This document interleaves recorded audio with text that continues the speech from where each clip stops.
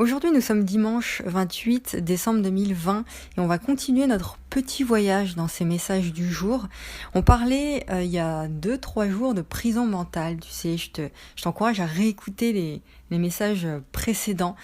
Et je parlais de prison mentale et j'ai envie aujourd'hui d'insister sur le fait que tout ce que je te partage ici, tout ce que tu peux écouter d'autres créateurs dans des vidéos, etc., c'est en aucun cas des obligations de croire mot à mot, tout ce qui est dit en fait sont des partages.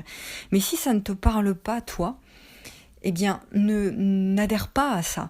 Mais au même titre, par contre, écoute bien, parce que au même titre que on peut accorder du crédit, de l'intérêt, par exemple, on peut accorder notre confiance à tout ce qui est dit à la télévision, dans les médias, etc. Eh bien, je te propose d'accorder aussi, pourquoi pas, du crédit à des discours qui peuvent être différents de ton système de croyance et qui peuvent être différents de la pensée unique. Juste, je t'invite à essayer de te dire, ok, j'accorde de l'importance à certaines choses, et bien pourquoi ne pas ouvrir justement ma pensée à d'autres discours, à d'autres idées qui peuvent faire sens en fait pour moi, qui peuvent être du bon sens pour moi et qui peuvent me faire du bien finalement. C'est ça en fait qui est important à comprendre quand on écoute une vidéo, quand on écoute un partage, c'est ça en fait. Tout est une question de croyance. Si ce en quoi tu crois aujourd'hui te nourrit, te fait du bien, te tire vers le haut en fait et te permet de grandir dans ta vie, dans tes projets, bah c'est ok, continue. Mais sinon, si c'est pas le cas, bah réoriente tes croyances. Et le courage, parce que c'est courageux de faire ça, hein, de réorienter ses croyances, ses pensées vers quelque chose de différent, vers quelque chose de nouveau, pour voir si ce quelque chose de nouveau, eh bien, te nourrit davantage, du coup. Et quand on redéfinit comme ça son schéma, ses schémas de pensée, son système de croyance, bah, il faut évidemment accepter de vivre en adéquation, en équilibre et en cohérence, en alignement avec ce nouveau système de croyance. C'est la raison pour laquelle la majorité des gens ne sont pas prêts à faire ça, parce que ça demande de bouleverser tout un tas de choses, ça demande d'arrêter d'être feignant intellectuellement et ça demande du cœur aussi, ça demande de la volonté, du feu intérieur d'aller changer ses croyances et changer sa vie finalement. Donc quand on redéfinit tout ça, il faut accepter de vivre dans le monde que cette nouvelle croyance t'impose et ça engendre de la responsabilité.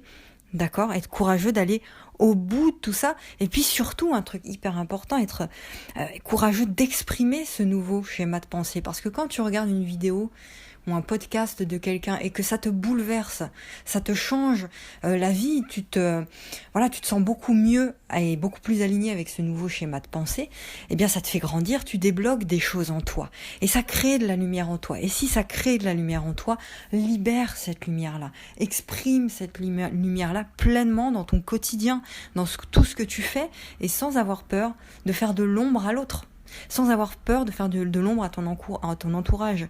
Fais les choses dans l'équilibre, en conscience, tu vois, avec le cœur, avec la conscience, et aussi, parce qu'on en parle de ça, avec l'énergie de l'amour, et non avec l'ego.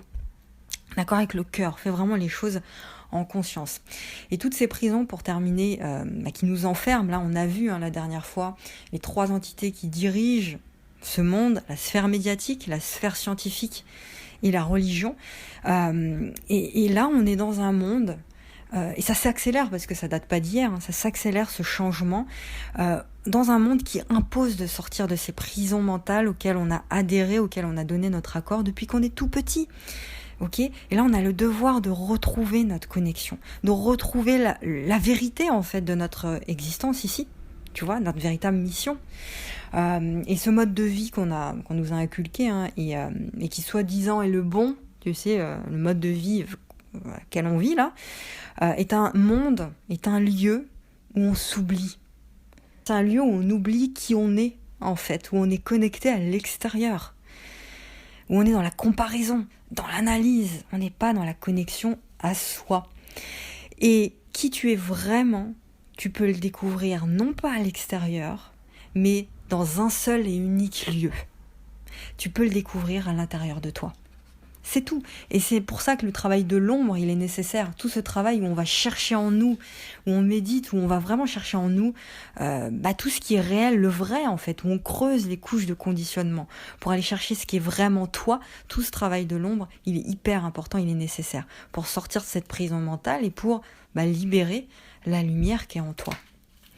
Voilà, et ce travail de l'ombre, on le fait quelque part ensemble. C'est même pas quelque part, c'est qu'on le fait ensemble. Je vais m'arrêter là pour cette capsule qui fait déjà 5 minutes.